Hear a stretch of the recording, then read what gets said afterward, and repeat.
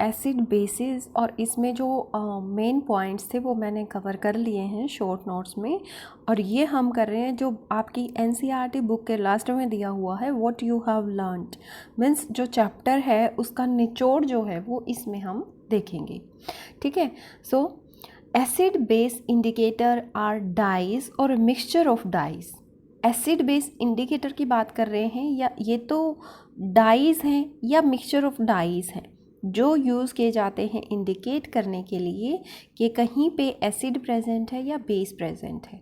ठीक है, acidic nature जो किसी भी सब्सटेंस का होता है वो किसकी वजह से होता है, हाइड्रोजन आयन फॉर्मेशन की वजह से। सॉल्यूशन में जब H आयन पॉजिटिव बढ़ जाएगा तो वो क्या होगा, एसिडिक होगा, और अगर OH नेगेटिव एक्वस सॉल्यूशन में बढ़ जाएगा तो वो बेसिक नेचर के लिए रिस्पॉन्सिबल होगा।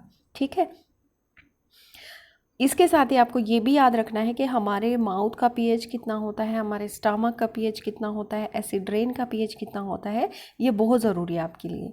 ठीक है, when acid react with metal, जब एसिड मेटल के साथ रिएक्ट करता है तो हाइड्रोजन गैस निकलती है। ठीक है, और साथ में सॉल्ट फॉर्मेशन भी होती है, नमक भी बनता है, ये भी आपने याद रखना है। ठीक है, बहुत बार क्वेश्चंस में आते हैं ये, और ये इसीलिए दिया होता है कि आपने क्या लर्न किया ताकि आप एक बार रिवाइज कर लो, रिवीजन के लिए है ये मेनली।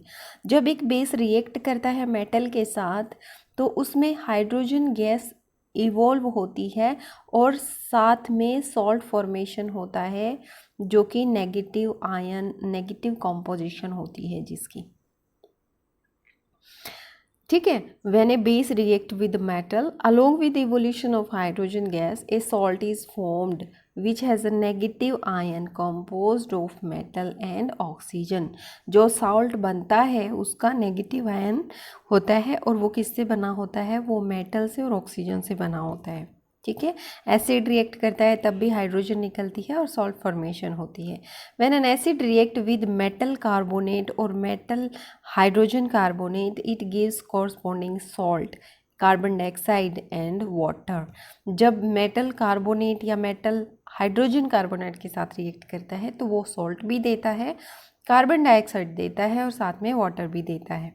ठीक है, एसिड और बेस सॉल्यूशन जो है इन विच in water conduct electricity because they produce hydrogen and hydroxide ion respectively।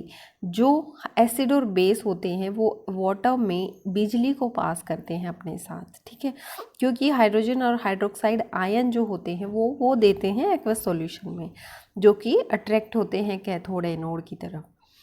उसके बाद आता है जो स्ट्रेंथ होती है हमारे एसिड और एल्कली की, वो टेस्ट की जाती है। कौन टेस्ट करता है, एक स्केल टेस्ट करता है जिसका नाम है पीएच स्केल, और जिसकी नंबरिंग होती है 0 to 14। ठीक है, 7 को नहीं भूलना है क्योंकि 7 क्या है हमारा, 7 है न्यूट्रल। यहाँ पे बहुत ज़्यादा एसिडिक होता है, यहाँ पे बहुत ज़्यादा बेसिक होता है। Which gives the measure of hydrogen concentration in A solution. किस तरह से हाइड्रोजन कंसनट्रेशन मेजर करता है, यहाँ से इस को उठा दो, इस पॉइंट को इस पॉइंट से मिला दो, 7 को भी ऐसे मिला दो ऊपर। ठीक है, तो ये जो ऊपर वाला रेशो है ये है हाइड्रोजन कंसनट्रेशन का, और उसके बाद ये नीचे वाला जो है ये है हाइड्रोक्साइड आयन कंसनट्रेशन। ठीक है, तो ये पीएच स्केल एक्चुअली 0 to 14 होता है और 7 आपका न्यूट्रल होता है। जब भी आप स्केल में देखेंगे तो जहाँ पे 0 होता है, जो 0 के पास वाला नंबर होता है किसी भी सॉल्यूशन का, सपोज़ आपको बोल दें कि उसका पीएच जो है 2 है, तो बताइए वो कौन सा एसिडिक है या बेसिक है। ठीक है, तो 2 क्या है, 0 के पास है, तो वो क्या होगा, ज़्यादा एसिडिक होगा। और कंपैरिजन करने के लिए बोलें तो आपको 2 और 8 दे देंगे कौन सा एसिडिक होगा। तो आपको याद रखना है 0 वाला ज़्यादा एसिडिक होता है।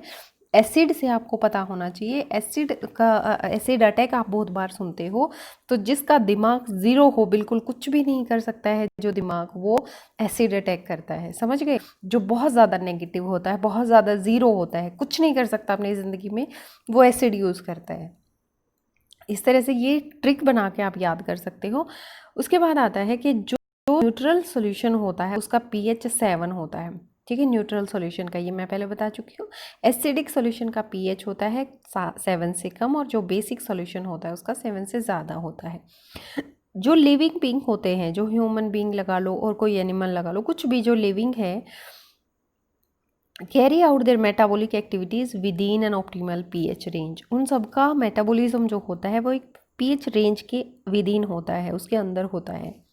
Mixing concentrated acid and bases with water is highly exothermic process. जब हम किसी भी एसिड और बेस को पानी में मिलाते हैं, मिक्स करते हैं, तो वो एक्सोथर्मिक है, उससे हीट निकलती है। आपने देखा होगा पहले लोग क्या करते थे, घरों को वाइट करने के लिए क्या लेके आते थे, वो चूना लेके आते थे। ठीक है, तो वो जब पानी डालते हैं उसमें, तो वो चूना क्या होता है, हीट निकालता है, बहुत ज़्यादा गर्म हो जाता है वो। ये मैंने भी देखा हुआ है। एक बार प्लास्टिक के बोतल में उसे डाल दिया था, प्लास्टिक के ड्रम में डाल दिया था, उस ड्रम में ऐसे गांठे से निकल गई थी और फिर वो फूट भी गई थी, मतलब ब्लास्ट हो गया था समझ लो उसमें। तो ऐसा पता नहीं होने के कारण कर दिया था, लेकिन क्या होता है वो एक्सोथर्मिक होता है, हीट निकलती है उसमें से।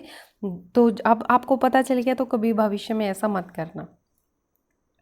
Acid and bases neutralize each other to form corresponding salt and water. Acid और बेस जो मिलते हैं तो उसको न्यूट्रलाइजेशन रिएक्शन बोलते हैं, उससे सॉल्ट एंड वाटर बनता है। ठीक है, आपको ये पता ही है।